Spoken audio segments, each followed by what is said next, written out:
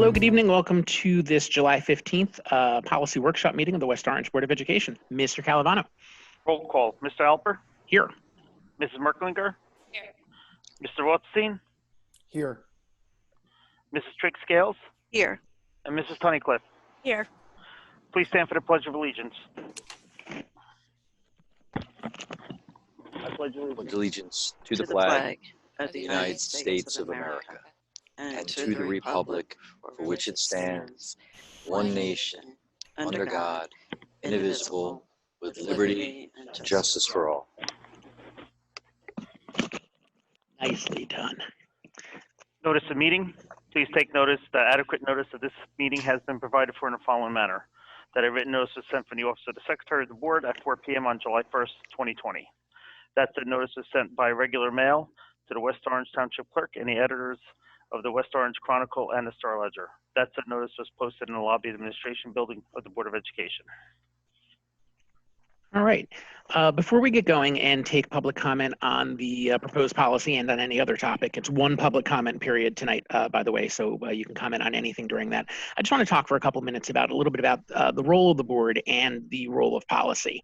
So it's important to understand as we work with policy that the board's role is not to run the district, but essentially to oversee the district and make sure that it's run effectively and efficiently. So the board's main tool for doing that is policy, and policy is really a framework for the administration's regulations and actions to fit within. So in general, the board doesn't create policies that demand specific or require specific actions in most cases. It's more of a case where the board sets the overall frame that things should fit within. So for instance, one of the items in the policy we're looking at tonight says that the district will make hiring and retention more diverse. So the board doesn't say, and to do so, we want to see a diversity job fair and we want to see this and we want to see that. What's supposed to happen is the board says, make hiring and retention more diverse. And the superintendent comes back and says, after working with the administrative team, so we've decided we want to do a diversity job fair. That's going to cost X dollars this year. We'd like the board to approve that. We also would like to do the following, to do some college recruiting. We want to do the following for a new mentoring program, and so on. And we work collaboratively to make those things happen. But the idea in general is that the board comes up with the framework for these ideas, the administration acts on them, and many of them find their way into district goals that the board approves, and then those district goals are part of what the superintendent is evaluated on. So that's sort of the circle of how that's how there's accountability for there. Another example, a past board said we need to improve test scores in the district, and a past administration said, okay, we're going to have a mandatory SAT class for that. And that may or may not have ended up being an effective way to do it, but that's how that works. The board didn't say start a mandatory SAT prep. It didn't even say, I don't think, increase SAT scores. Arguably, the board could have said, increase SAT scores by an average of 5% within the next X years. And that would have been what some people would call a SMART goal, because it's specific and measurable and actionable. And I'm sure someone will come on shortly to remind me what the T is. But in any case, so that's the gist. Some of what's in this policy and in any other board policy for that matter may seem vague. That's in general intentional and in my opinion, at least proper, because the idea is that it's the administration's job to come up with the action plans to meet the board's goals that are established through policy and through board and district goals. That's the cycle. Our role tonight is to listen to the public comment, to make notes on the public comment, not necessarily to respond specifically to items. And then the board will discuss the policy and the board will work on the policy. That work will continue not just in today's meeting. What we end up with when we end the public session tonight is not the final version of this policy. There will be further work on it through the policy committee and the board members offline. And then we anticipate that we will have the more final version of the policy ready for first reading at our meeting on July 30th, and then for second reading, presumably on August 10th. August 11th? August 10th. August 10th. August 10th. Gotcha. All right. So with that, we will open it up for public comment. Again, this is on any topic tonight. There's only one public comment period. And as usual, Lauren will give you the instructions. You'll raise your hand. You'll have your 3 minutes or so, and be sure to say your name and where you're from. Great, thank you, Mr. President. Yes, you can, if you'd like to speak during public comment, you can use the raise your hand feature on the bottom of your screen. There has been some updates with Zoom, so if you are on an iPod or if you're using the app on your phone, it does disappear. If you just touch your screen, it will reappear for you. You don't have to wait for someone to stop talking. You can just push it at any time and you'll be placed in the queue. And for our call-in callers, dial-in callers, you can push *9, not pound or #9. And at this time, we have Sandra, if you can follow the prompt on your screen, please. Sure. How you doing? Hi, nothing yet. I'm waiting for the prompt. Nope, you're on. You followed it. Oh, okay. All I did was click. Okay. Sandra Mordecai, 516 Pleasant Valley Way. On the agenda tonight, you have the equity policy, and thank you for that. I've been advocating for that for several years and over quite a few boards now. But I noticed in your draft bank of policies on the website, there is another equity policy, and I had sent an email about this, a feedback email. It says Equity in Educational Programs, policy number 5755. It looks like you're not considering that tonight. You're only considering the non-discrimination equity cultural proficiency policy. Just wondering why you didn't take the opportunity to do both at the same time, or if you're going to review and approve that with the big binder. My next question is, I was away, so I missed the July 9th meeting. I noticed in the hiring, Christina Estupinan was hired. Just want to know if she's any relation to the Gregory principal. And at the same July 9th meeting, you approved many summer positions. I was wondering why that is, as it's all virtual schooling or homeschooling. I have a minute, 54 seconds. Okay, what is the status of the 4 expired union contracts, the teacher's contract, administrator's contract, custodian, transportation, part-time contracts? What is the status of the guidance counselor, Michael DeBose, and the assistant principal, Dwayne McNeil's jobs? When is the next diversity committee meeting? And when will the compilation of the results from the remote learning survey be available to the public or the parent community? Thank you. Thank you. Thank you. And again, I would like to apologize if I mispronounce anyone's name. It is not intentional. We have Omar and Joanna Badawai. If you can follow the prompt on your screen. Yes, hello, can you hear me? Yes, thank you. Yes, hi, good evening, everyone. How are you? It's Joanna and Omar here. We'd like to read something, and it's in regard to just an appeal, and it goes, policies, rules, and regulations and laws are the cornerstones and pillars of civilization, without which nations would be in complete chaos and development would be near impossible. In the same token, compromises and negotiations of issues confronting members of society should be addressed with compassion and understanding. With this in mind, I am appealing to you as a mother and on behalf of all parents and guardians out there who might find themselves in a similar situation, to consider the case of our child and their children in regard to the cutoff policy date for entrance into kindergarten. In our situation, our daughter is 6 days short from meeting the mandatory requirement to register for kindergarten, the cutoff date being October 1st. Madison is born October 7th. Our appeal for consideration is as follows: simply flexibility. In the ecosystem of education, and now in the new normal we now live in, we need to ensure that we are providing opportunities to students who demonstrate a readiness for learning, even if that means reevaluating the process we've put in place. Learning starts at the home. We want to teach our children to be catalysts for change and improvement, to address the problem, provide choices, and not close doors. I understand that local boards of education grapple with a balancing act of adopting policies that allow early kindergarten admission that are biased and applied in a consistent approach. I understand that testing or screening may not be equitable, especially for parents who cannot afford to test or screen their children. But in the same sentiment, isn't it also unfair to not test or screen children who might exhibit readiness, emotional intelligence, and the capacity to start school? Isn't it an injustice to thwart the growth of our child because of policy? In addition, there are reported incidents where parents have petitioned the Board of Education for the modification of entrance policy, for instance, first grade. The question there is, why not also kindergarten? We don't presume to have all the answers, but we need to explore a solution that may accommodate other options. There is a saying that goes, no harm, no foul. Perhaps it is more than applicable here. There will be opposing viewpoints and every voice matters. We all have a common goal here to promote upward mobility, cultivate a culture of flexibility as educators for our young children.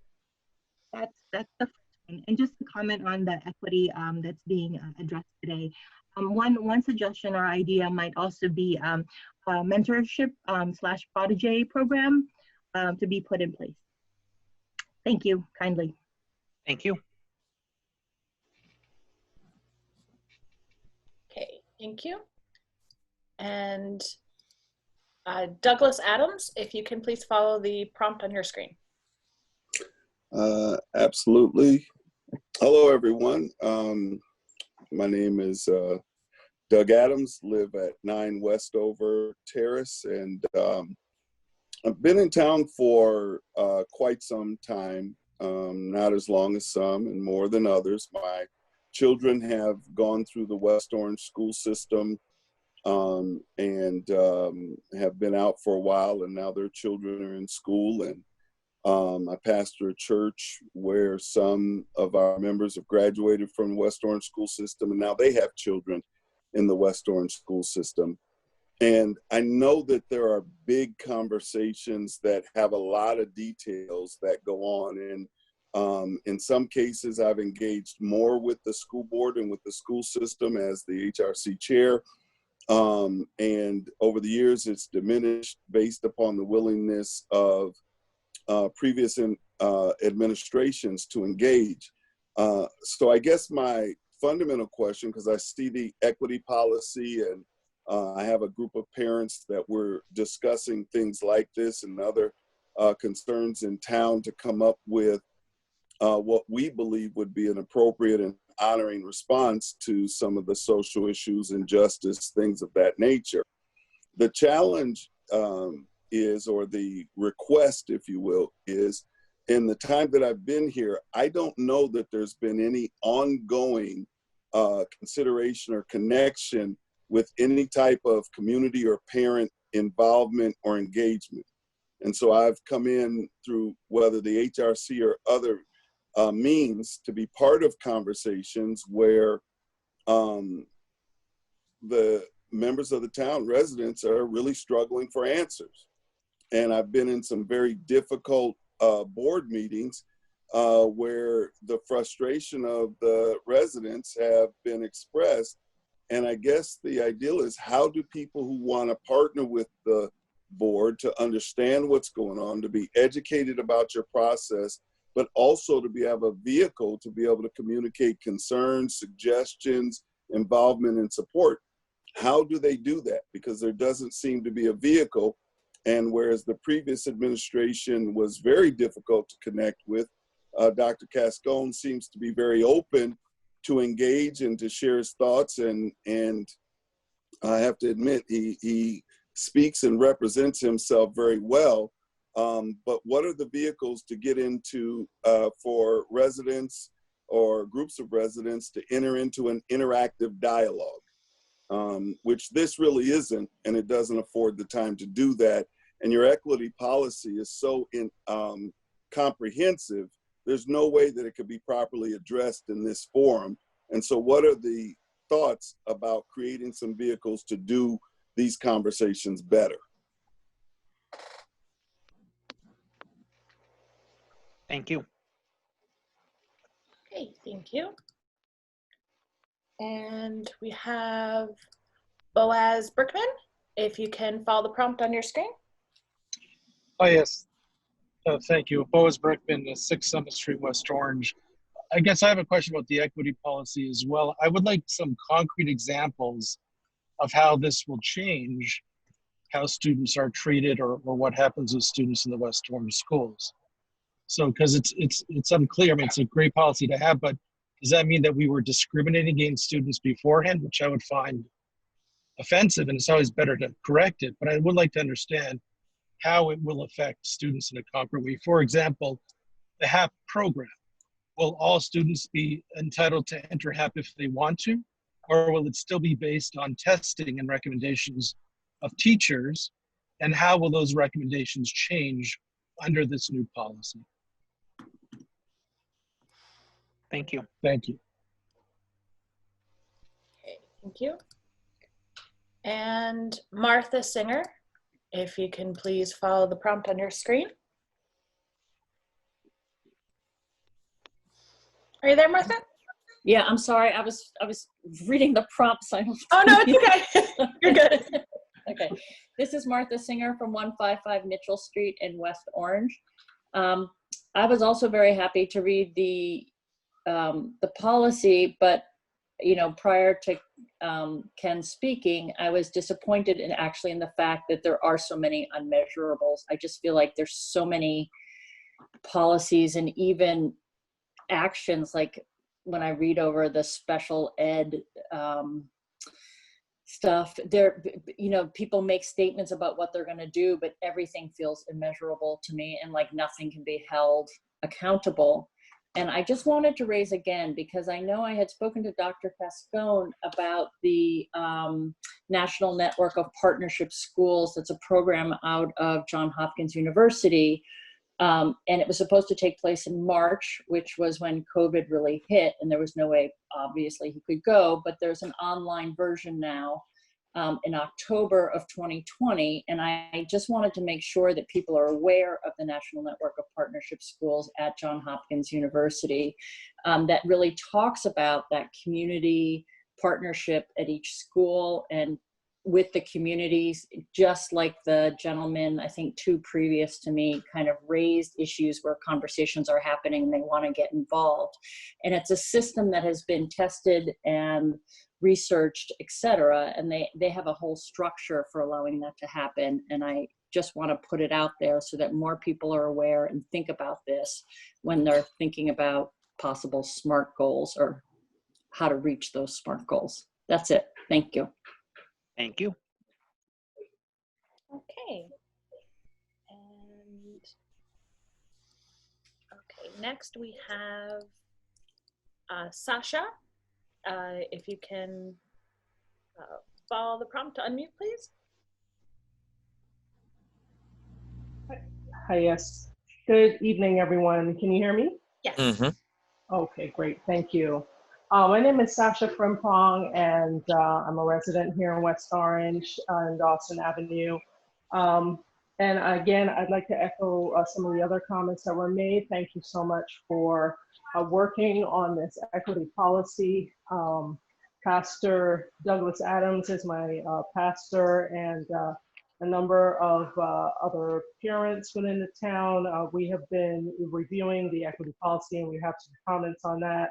A lot of them do reference some of the other comments as well too about the measurability of the various terms that are in the policy. One of the things that really stands out and we're concerned about is the definition of some of the terms. So in section C, under position, you have what, we'd like to understand more about, what does promote a culture of high expectations really mean, and how will the district representatives know when there are inequities of opportunities that raise the level of achievement for all students and significantly address achievement gaps. How's that, when will we know they have been eliminated?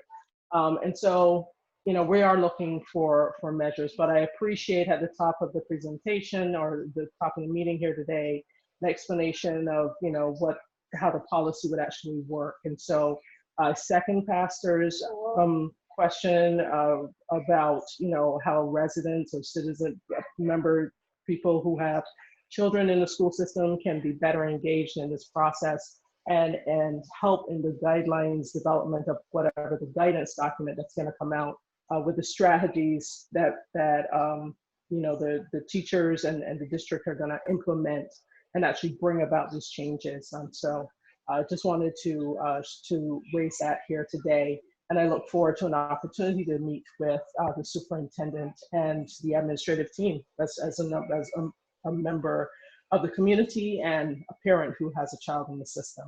So thank you. Thank you. Excuse me. Tez Roro, if you can follow. Yep. Good evening, everyone. Yes, you can hear me? Yes, thank you. Perfect. First, I want to say thank you to all of you. I recognize that we've been having meetings more frequently, and I'm sure you have executive meetings prior to these general meetings. So I want to say thank you for all the time and effort you're putting into our district. I did read the policy, and I'm happy to see such a policy officially written. I do have some recommendations on page 2 under discrimination.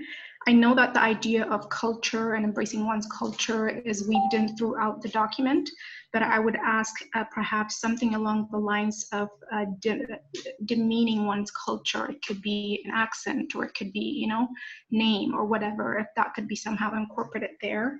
And then on page 4, number 5, I see resources, the plan for resources to be allocated for English language learners. I would also encourage to do the same for the parents.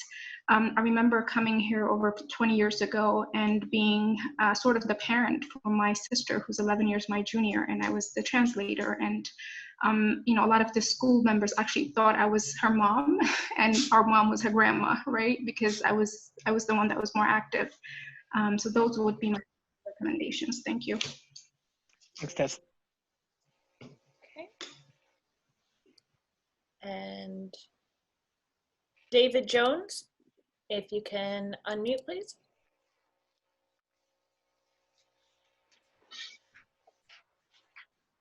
Are you there? Good evening. Yes. Good evening. Can you hear me? Yes, thank you. Perfect. Yeah, David Jones. I'm a West Orange resident. I have 2 children in the school district. Live in the St. Cloud section. And serve on HRC and on the diversity committee. So thank you to the BOE for having this space. Just some questions that I'm here on behalf of my wife and I, and so she was unable to join, but she's also committed to Stephanie Jones. One of the things that I'm interested in is the implicit bias training. What is the timeline to train teachers and administration across the district on implicit bias? And we all know that one-time trainings are not always effective, and so what will be implemented to have some ongoing professional development in this area to improve cultural competency and allow teachers to be equipped with the knowledge, skills, and awareness to work with our diverse student bodies.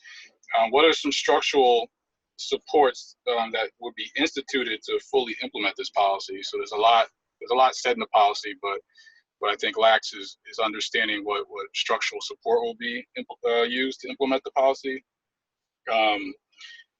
In terms of resources, thinking about budget, how much of your budget will be redirected to support the policy's efforts to make sure that there's a solid investment in the things that we're outlining in the policy. What would be the timeline for the benchmarks of these benchmarks? And I think that, you know, the policy's good, right? Because it lays out some really critical components, and there's some really, you know, macro level ideas. But, you know, it's hard to really see the accountability piece. And so I would like to know more about how will accountability be measured, and how will the board and the administration assess progress as it relates to this policy for, you know, once everything begins the implementation phase. And the other thing, I think, you know, I know you all are taking questions this evening, and many of them won't be responded to this evening, but this is an opportunity for you to hear from the community. Maybe in the future it might be helpful to have the questions submitted ahead of time, so that way we could be able to hear more directly from you all in regard to the responses from some of these questions, because I think, you know, these questions are timely. It's important that we really get to the heart of what needs to be addressed, and we start moving beyond the conversation into action, so that we can really move the needle forward around some of these equity matters across the district.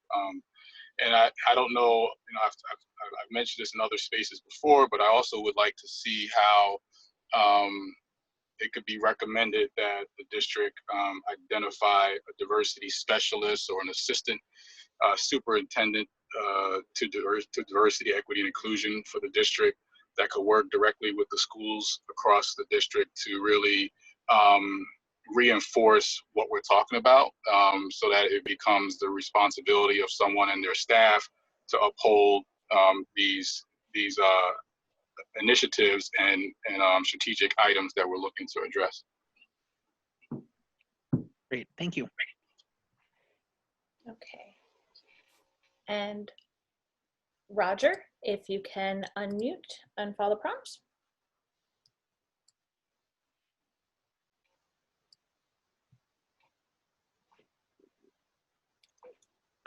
Roger, last name Apollon.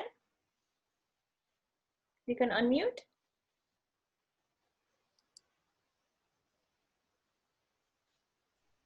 Hello, can you hear me? Yes. Sorry. That's okay. Hey, Roger Apollon here with my wife, Sally. We're in St. Cloud area. And I think I echo everybody's sentiment about how great the to have the policy out there and in place. I definitely hear a theme of accountability and measurability, which again, I'm not going to get in, repeat. I'm all behind that. I think my consideration is, what's the town's community outreach going to look like in terms of this policy. I think we have a very diverse, I always say West Orange is one of the most diverse towns in the area, but we're kind of embarrassed to talk about. And I feel like it's a plus for us, and there are a lot of things there. But I also feel like we need to build bridges across all ethnic groups. So I'd love to see some sort of community outreach built into the policy, because a lot of it's going to have to be conversations, face-to-face conversations about what's really going on in the town. I grew up in the town. And my parents moved here in '71. I moved out, lived in the city, came back on my own volition because I saw the dramatic change for the better as far as diversity in the town. But I also feel that, we also tend to stay in our own pockets and, our pockets of comfort and friend zones and whatever. And I just feel that if this is going to be an actual meaningful change, a policy that'll actually live and have life and, and bones to it and flesh, community outreach and having those difficult conversations about race, about how things, for pros and cons happen in the town. I just want to make sure that that's included in all of the talk of policy and things like that. Great, thank you. Okay, thank you.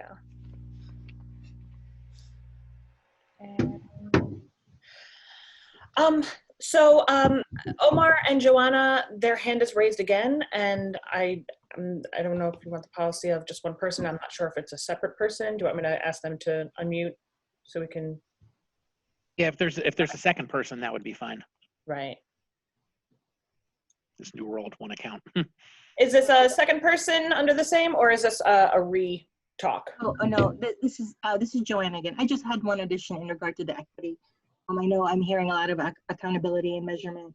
One thing I would like to add to is, in addition to inclusion and diversity specialists, it might be good to have inclusion and diversity ambassadors to talk about and facilitate the difficult conversations in schools.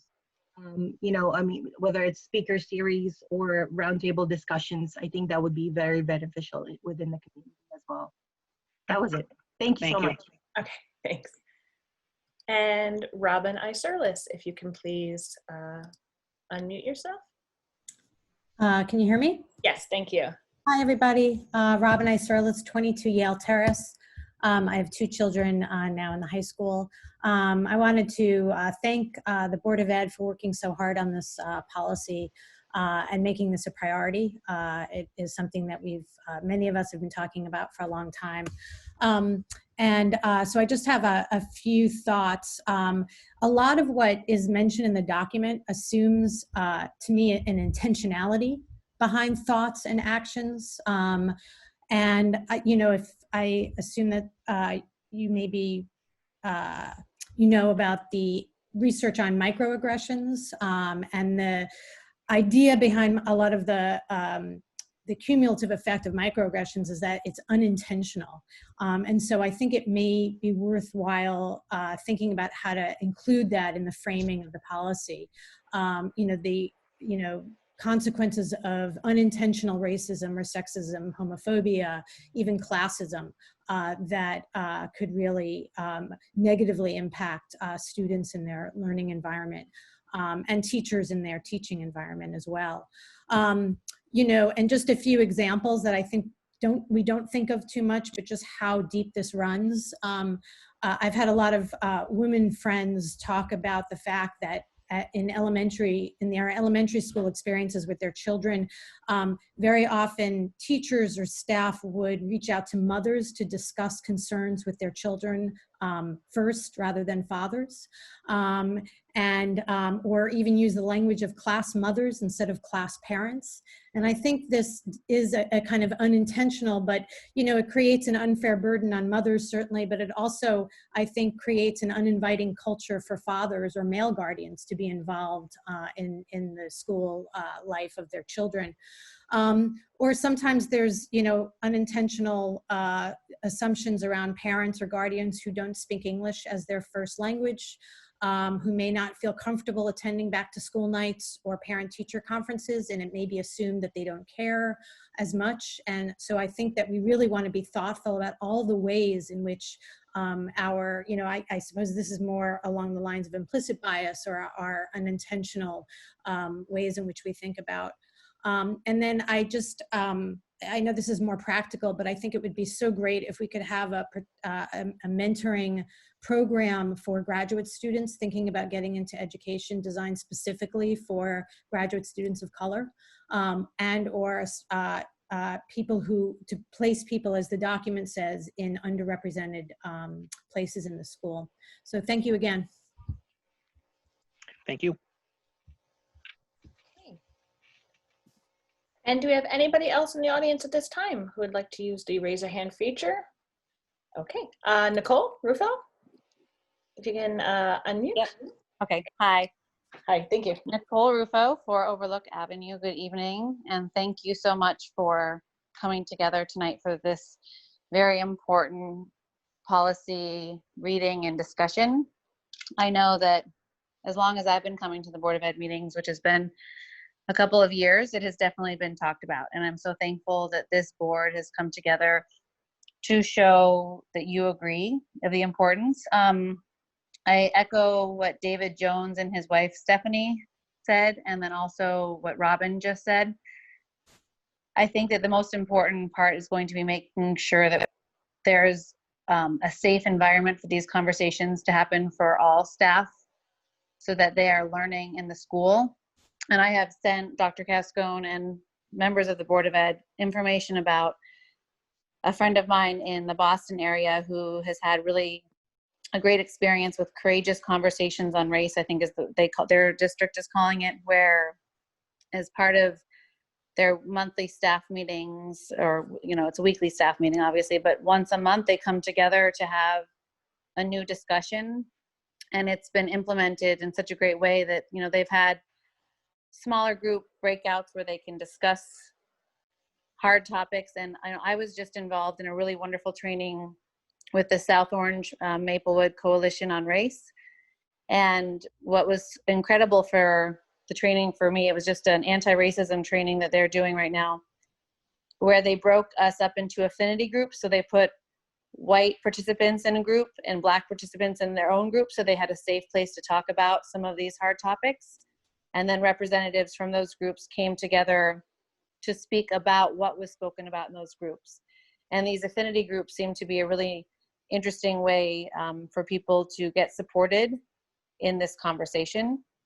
Obviously, then they were also together in the conversations other places. So as long as these conversations are happening and you have people who are trained to facilitate them, then I think that a lot of this will be able to occur. But thank you again so much for starting this process, and I can't wait to see how it goes. Thank you. Thank you. Okay, and once again, if there's anyone else who would like to speak from the audience, just use the raise your hand button on the bottom of your screen. If you're on an iPod or you're using the app on your phone, you just touch your screen and it'll reappear for you. Okay, looks like that's it. All right, we will close that section out. Dr. Gascon, did you have anything you wanted to touch on? Yeah, sure. Thank you, Mr. Alper, and thank you to all our participants. It's great to see so many folks come out and participate and provide feedback, great feedback. I just did want to take an opportunity to respond to provide some follow-up on some of the questions that were asked. I'll start with with Mrs. Mordecai, because she did ask some rather specific questions, and I wanted to provide some answers to that. So, and not in any particular order, but so the remote learning survey we administered on Sunday. We pushed that out on Sunday. And we put as a preliminary close date for that Monday, the 20th, to kind of close that out and get a sense of where we are with that data. We do have a board meeting on the 20th.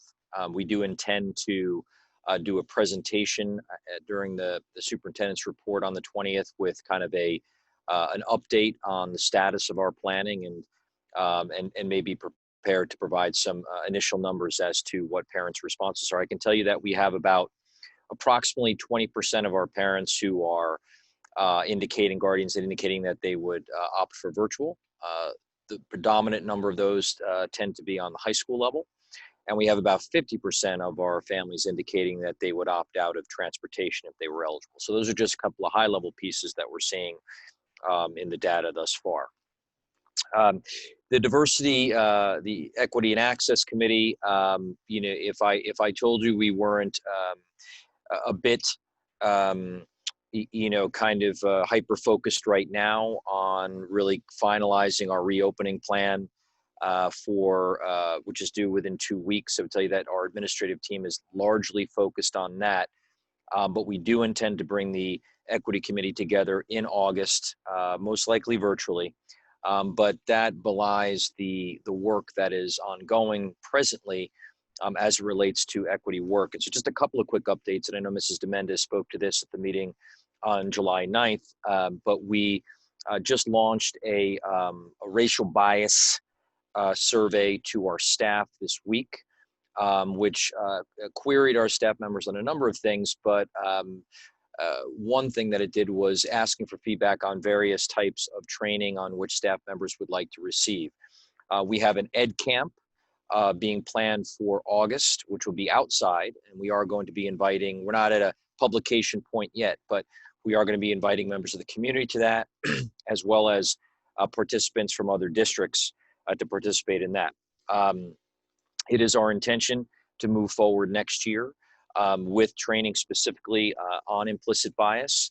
And part of our work this summer, both within the aforementioned equity committee meeting, but also in our board retreat this summer, is to kind of begin to etch out a timeline and a rough strategic plan for that.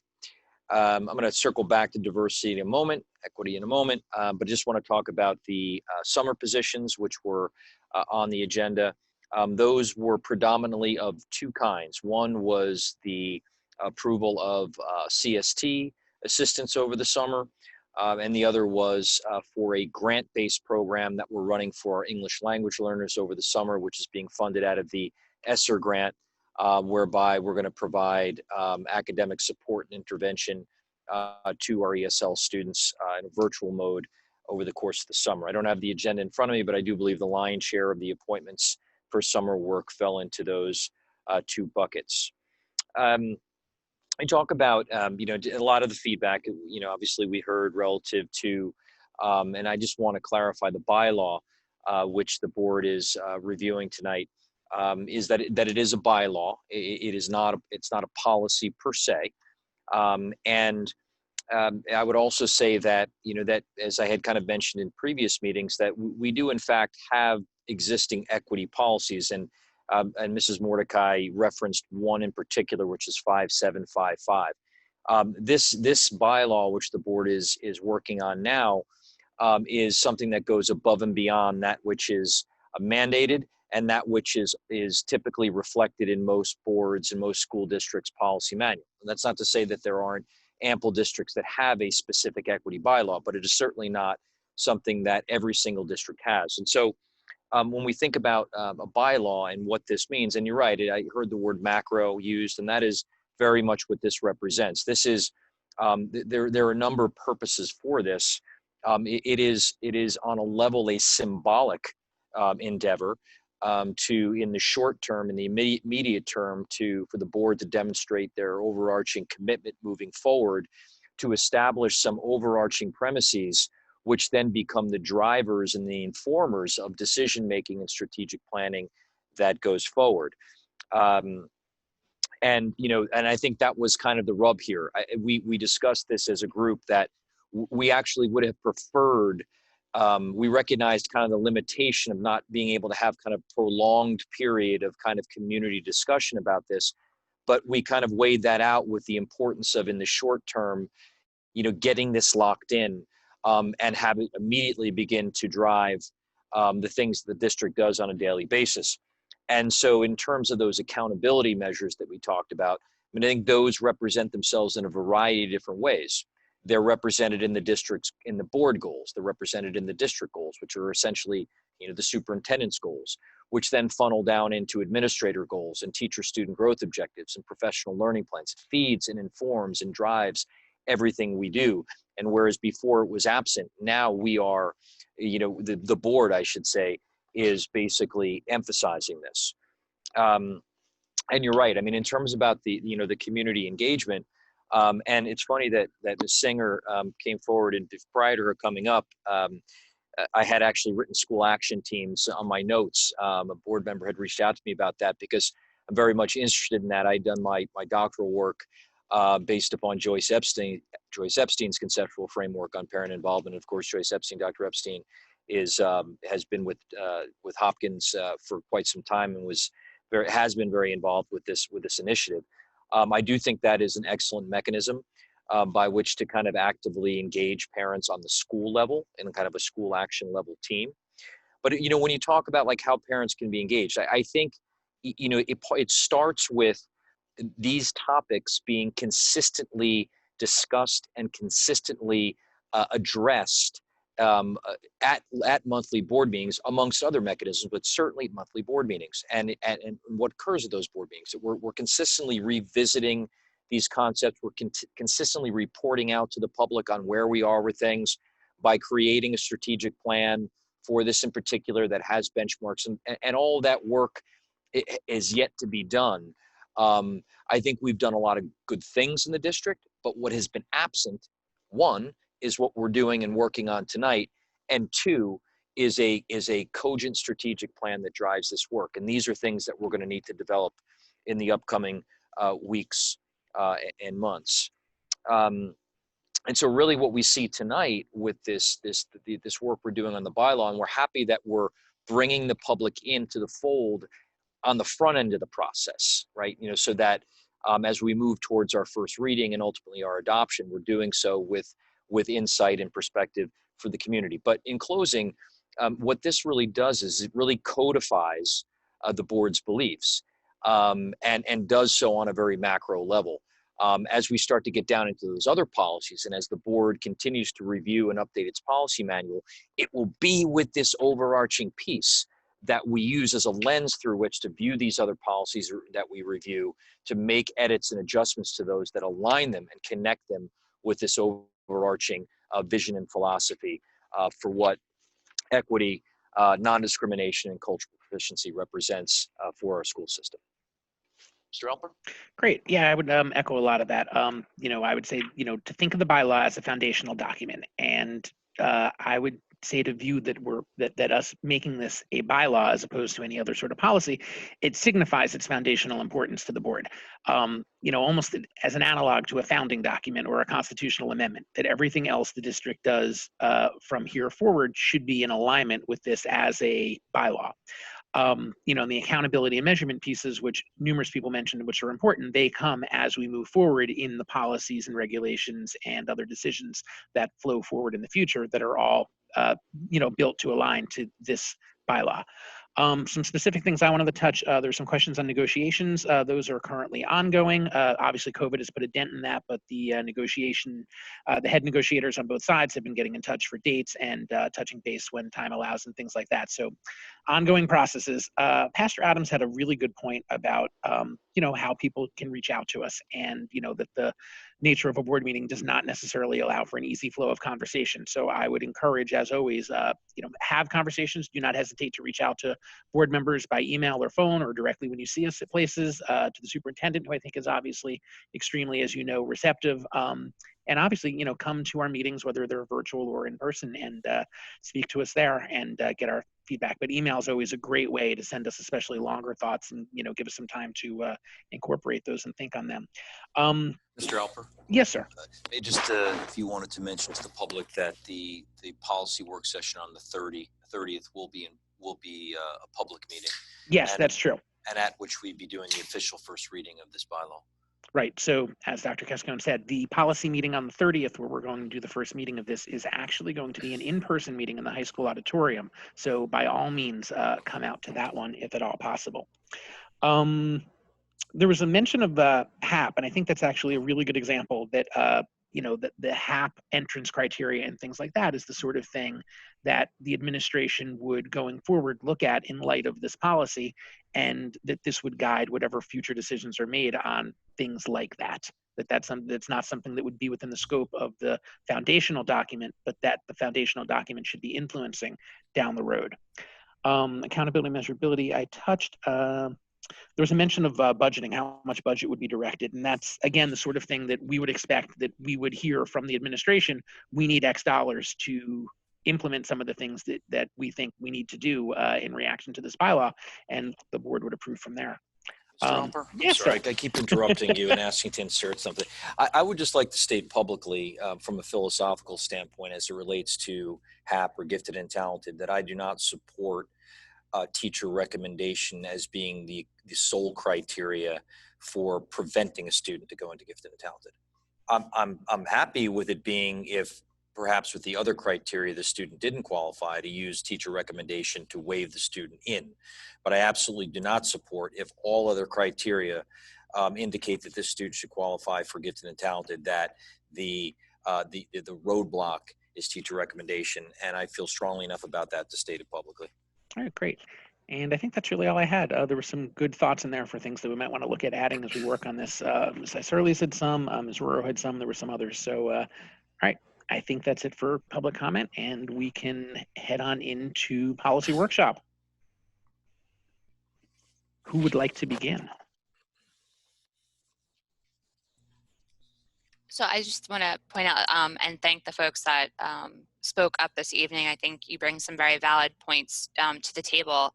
And just to echo what Ken and Scott both said, this is a bylaw, so it is the overarching document, not necessarily the nitty gritty. I have full confidence in our administration, our teachers, Dr. Cascone, to then take this policy and implement additional regulations, or within the school district, principals, to take this and figure out how to implement some of the ideas that we've heard, with the different programs. So I just want to keep that in mind, that this is kind of the overarching document, not necessarily the nitty gritty of how we do it, but the what are we planning to do. And with that, I think it's a great first step to get us going. Just in terms of something that I want to, I think, see more of, is that we do recognize that West Orange is a greatly diverse community. It's what we're known for, in addition to some other really positive aspects.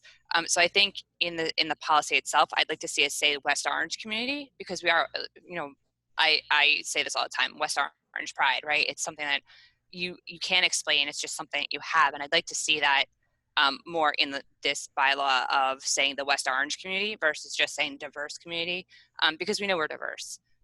And so that's just something I would like to see, is making this more ownership of West Orange and the West Orange community.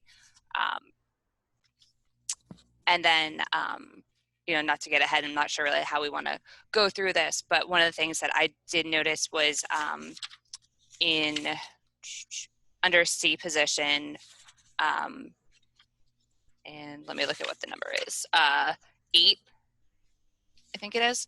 I think it's great to say we want to reflect the diversity of the global community, the aspirations, issues, and achievements of women, persons with disabilities, and persons from diverse racial, ethnic, cultural, and LGBTQ plus backgrounds.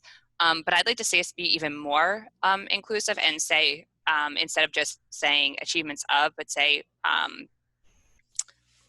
including women, persons with disabilities, et cetera, or limited, including but not limited to, in the sense that there may be additional cohorts or programs or groups that are identified later down the road. And so just to ensure that we are being, rather than saying all achievements of not just these groups, but potentially any additional groups that may come out in the future. So that was just something that I would like to see, maybe just rewording it to say limited, including but not limited to,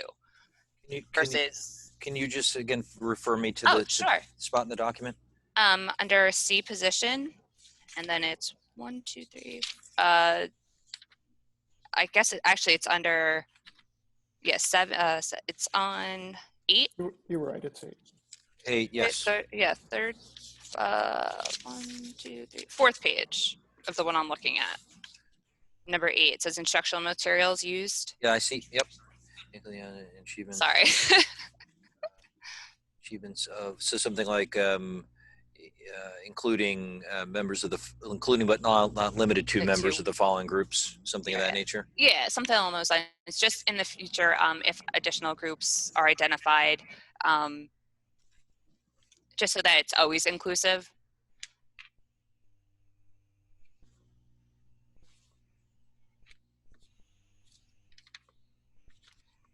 And one of the things that I just wanted to kind of just raise up as a point to think about, because I do think we've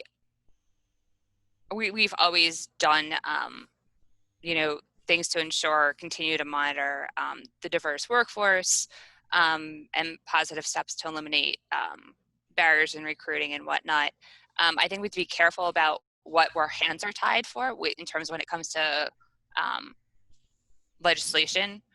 So tenure laws, things of that nature. So I just want to make sure that we're also protected and that we're not saying we're going to do something that legally or the government doesn't permit us to do.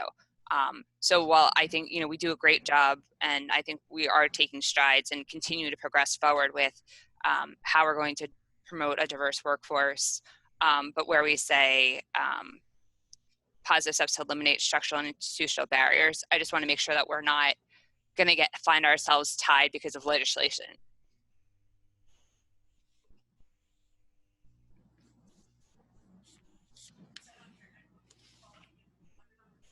Yes, yes.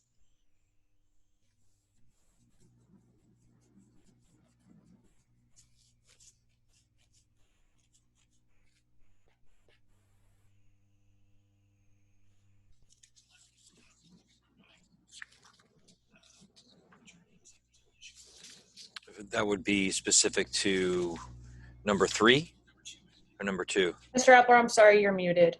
Oh, sorry. It's okay. I forgot since we're. I was saying I think that was number 2 or number 3, and we could run that by. We should really run the whole thing, of course, past the board attorney just to make sure there's no issue there. Yeah, I mean, I definitely agree with. That's what we want to do. I just want to the concept. You just want to make sure you're not. Yep. Yep. Okay. Anything else? From for the moment. Other folks.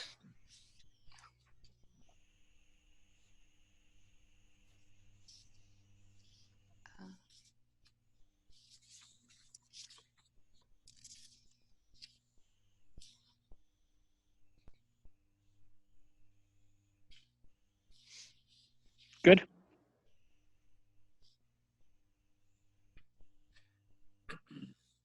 Mr. Alper? Yes, sir. If we've culminated, at least for now, the discussion on this bylaw, I just wanted to kind of say a few words to kind of talk about some of the adjustments that were made to the timeline and maybe just take stock of the process holistically relative to all the other policies. Whenever the board felt that, you know, we were comfortable transitioning to a more general conversation. Gotcha. So what else do we have specifics? Ms. Trigg-Scales, do you want to jump in? And we can come back if Ms. Merklinger has more. Cheryl, are you done? Yeah. Oh, yeah. Okay, we were all waiting for you. Okay. No, that's why I said go if someone else wants to go. Okay, so thank you to everyone who's joined us tonight, and we're really happy that we've taken this first step. I know that boards in the past have talked about having an equity policy, and as Mrs. Mordecai pointed out, with our new Strauss-Esme, there is an equity policy included. But this was something separate, and as Dr. Cascone said, above and beyond. And this is not about this board. Boards change, have the potential to change every January. This is about boards to come. This again is a lens. I kind of look at it as a blueprint. You're building this house and you need the blueprint. And this will guide us in all of the work that the administration does moving forward. And it also says to the community that we are committed and that we want to be held accountable. There are just a couple of things that I wanted to talk about. This doesn't actually talk to the impact of decisions that are made. And somehow I want to get that in there, that we're not just doing things without clearly looking at impact. So I can't even tell you where it might go. I'll look at it again tonight and perhaps come up with a recommendation. The other thing I wanted to mention was children who have medical challenges. It's not a physical disability, but it is a medical challenge, and we may want to use a different word other than challenge, but we know we have students with allergies, diabetes, alopecia, all kinds of things that could lend themselves to equity, where we need to make sure that those students are getting what they need. This is off topic, but I just want to say this because I've been talking about it before. Without having a student data analyst, and I know that that's a position that requires money. We've talked about it. But you can't do a lot of what we're talking about in this policy without data. You really have to assess where you are, then you have to come up with a plan, implement it, and then circle back around and evaluate what you've done. And as we move forward, that's a position that we really need to look at in the future. Might be a year from now, it might be 2 years from now, but that's how you close gaps. And somewhere in here, we talk about addressing the gap. Page 2C, it says significantly addressing it. I'd like to do more than, hello, we've got one. I don't want to just address it. I'd like us to take steps to reduce it, because that's clearly close it, reduce it, whatever we want to do. But it needs to be more actionable than just to address it. Page 2C, number 1.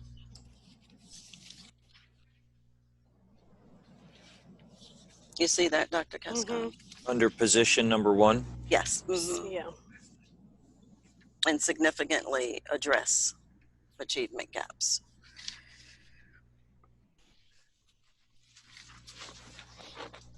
I just don't think address is, tells us which way we're going.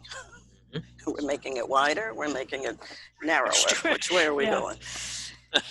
Okay.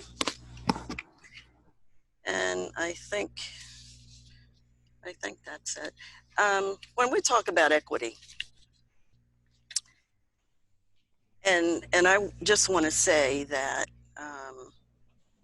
and I talk about Montclair all the time, and I know it annoys people, but I'm going to continue to do it because that's what I know. I started in 1972, and that was the year that Montclair was under the Office of Civil Rights. mandate to desegregate. So everything that I know in the 38 years in which I spent my career there was looking at equity, looking at closing achievement gaps. And you do have to put money behind that. You have to have a budget. The other thing is we need to pay attention to where our kindergartners are when they enter,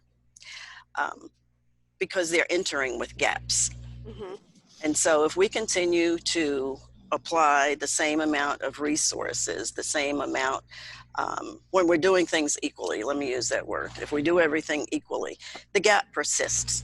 I had a very astute superintendent, and so I can do my hands here. If the kids come in like this and we continue to apply everything equally, students grow, but the gap never closes.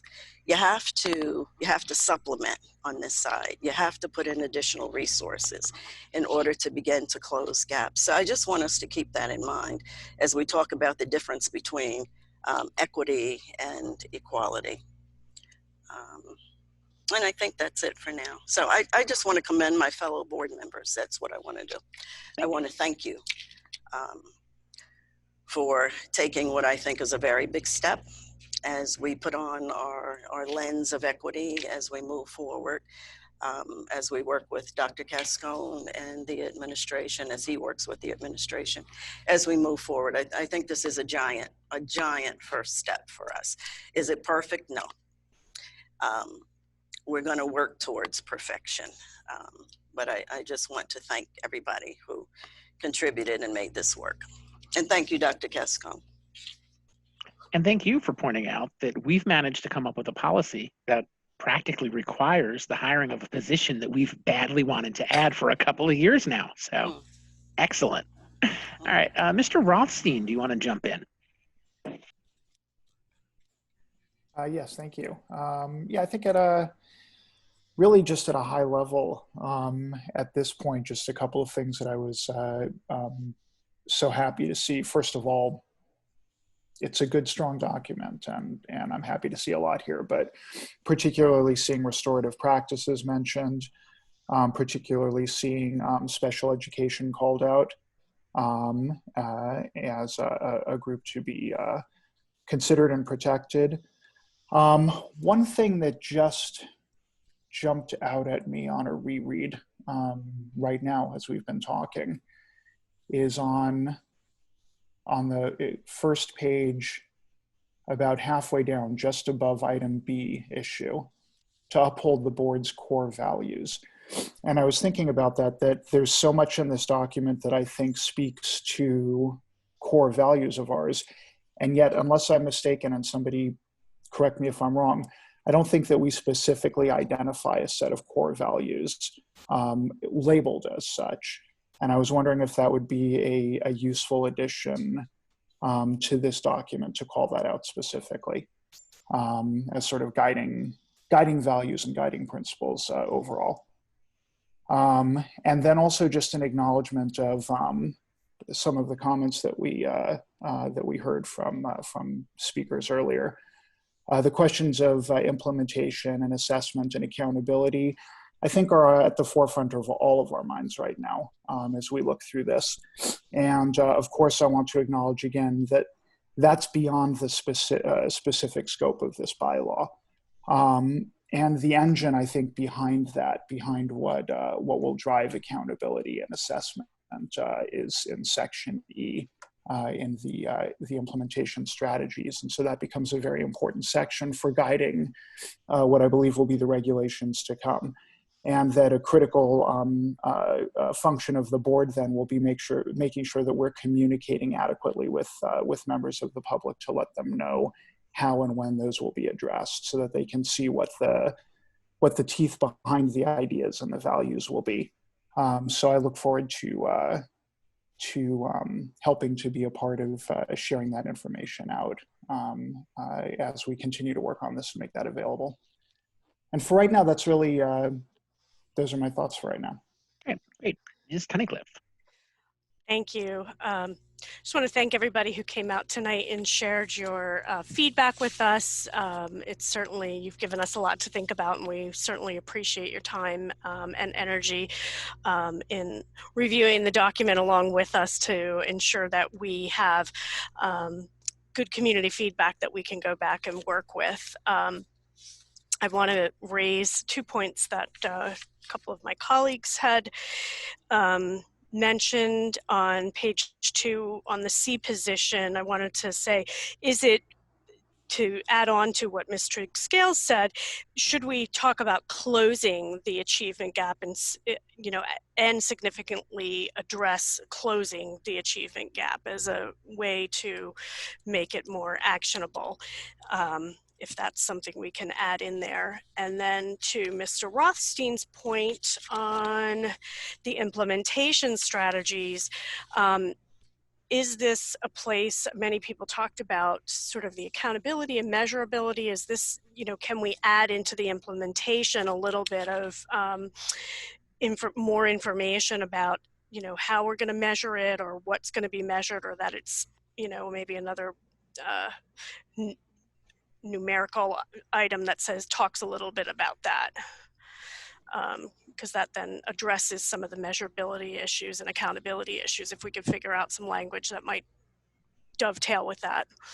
I don't want to, just, and again, of course, recognizing that, this is largely a board role, speaking to specifically, again, just as an administrative consultant, and just thinking about some of the commentary I made earlier, and some of the things we know we do, district goals, administrator goals, professional development plans, student growth objectives. We know we do at least one district assessment report a year by code, so we could reference that, but just maybe add language to the effect of, with a critical focus on presenting data as it relates to disproportionality and things of that nature. So I think the board could address some of the feedback from the community, by just highlighting mechanisms which already exist.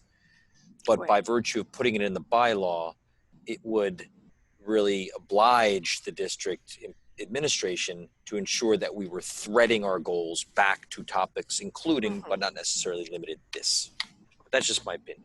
Yeah, so just kind of going along with what you're saying, Scott, I think, as we've been going through policies and we've had these workshops and we worked on the mandated ones, a lot of what, has been said is that the Strauss estimates are these generalized policies and that the regulations are really where we get to the nitty gritty.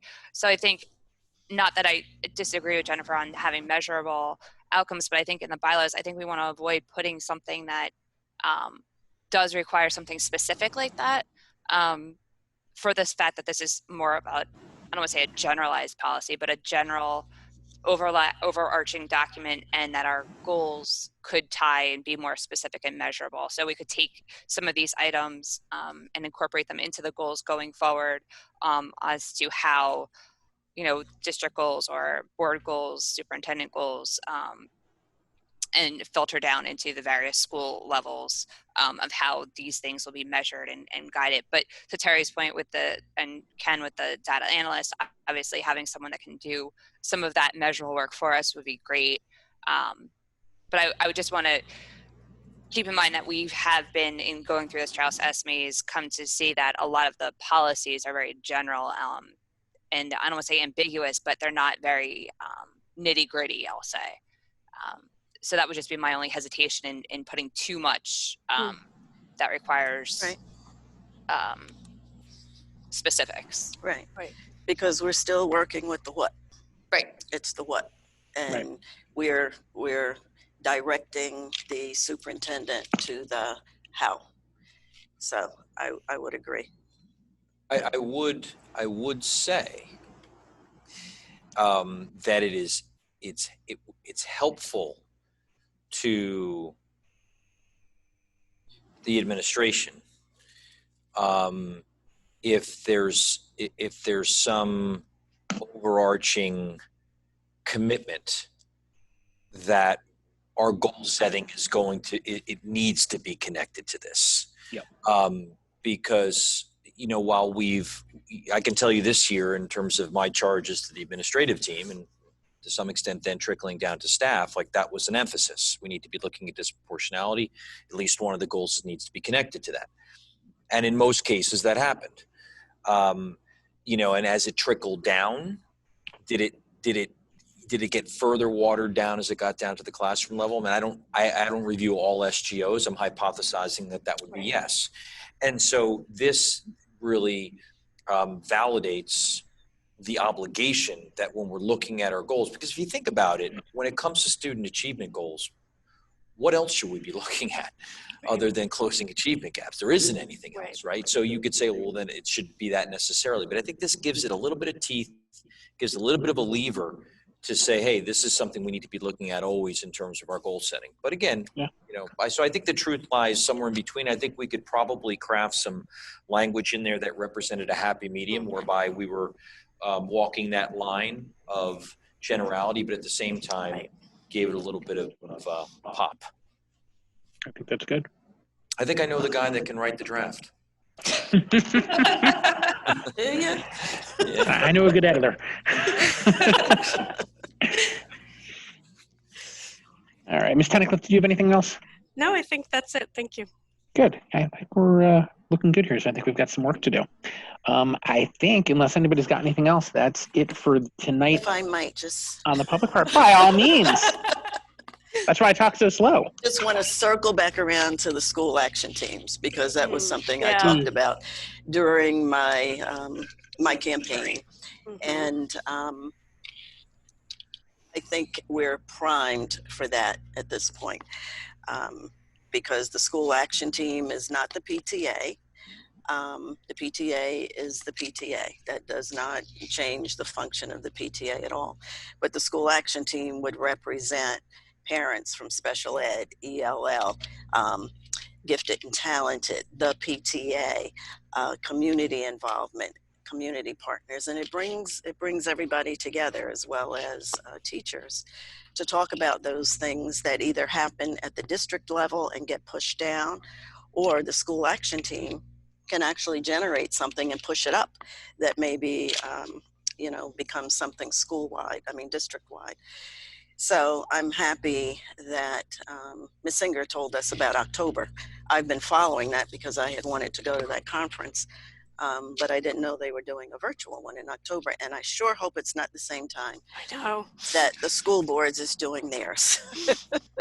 That would be not good, but I'm happy that we can take a look at that and pursue it. It certainly gives school communities a forum in which to talk about those things that affect their school directly. So kind of just follow-up question to that is, wouldn't a school action team, what would be the difference between that and a PTA? Like, I feel like we struggle so much in our schools to get parents and community involvement with our PTAs already. So I wouldn't want to step on the toes of our PTAs. And I'm just wondering if there's a way to kind of incorporate the school action team and the PTA in some manner, not necessarily that the PTA has to participate on the school action team, but how do we get more engagement with the PTA then? If we have two teams, right? We have a school action team and a PTA. One, I think that will confuse parents within the schools themselves. But is there a way that we could incorporate the ideas of the school action team into the PTA and maybe get more involvement that way from the community and parents? Because I think we struggle right now a lot with what has happened. To get volunteers in town in anything is just, it's you had to pretty much beg people to do stuff.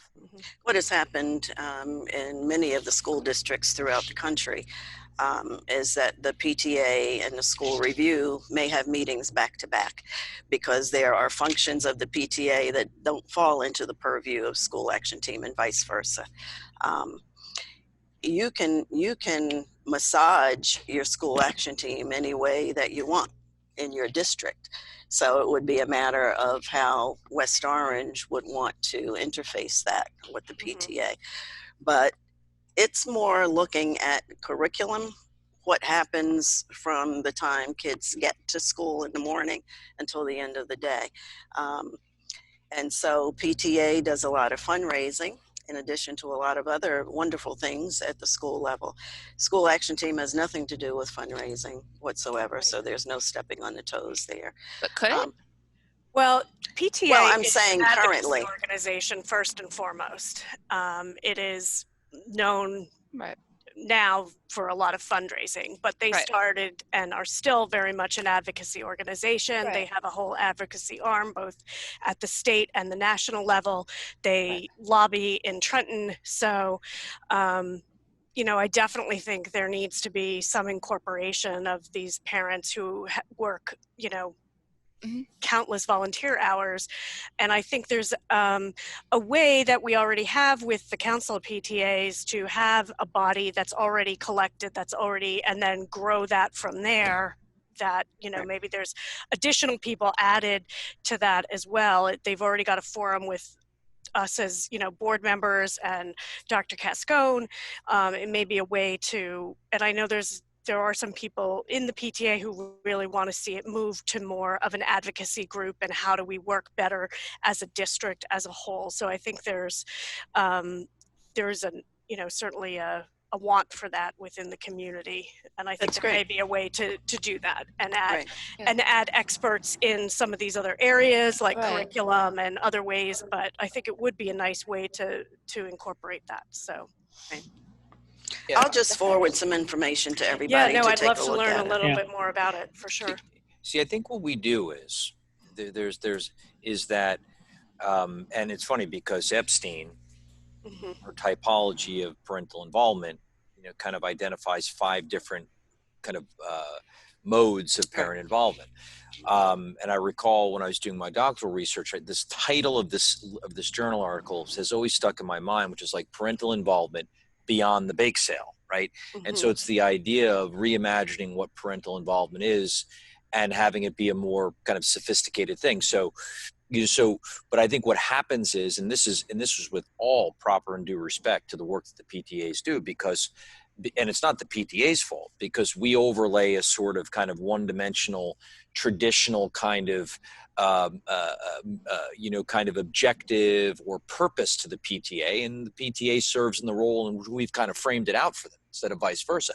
But if you now all of a sudden say, okay, so like within this PTA organization, you know, there's maybe it's a subcommittee, maybe on the executive board, you have like a school action team chair, and it's a subcommittee within that of folks who have a particular bent towards doing this kind of work and also may bring expertise. So it just becomes a division, if you will, of the PTA. And people then can pursue whatever aspects. And you might find that some folks are actually even more supercharged up to be part of the PTA if they're actually going to be doing that kind of work. And they may not be interested in fundraising, but they might be interested in It's a good idea. It avoids it avoids the cannibalization danger that I'm always concerned about. Right. And that's always a fear. Yeah. That's always a fear. All right. Anything else? I think I'm really done this time. All right. Can I get a motion to go to executive session to do the rest of our work tonight? So moved. All right. Second. Do we need a second? Second. I can't remember. We'll all second. Agreed. All right. We'll see you there. This meeting is over. Thank you, Lauren. Okay. Good night, everyone. Good night, folks. That when I end the meeting, it will end for both those on and off camera, and no other business will be conducted at this meeting at this time. Thank you all. Have a great night.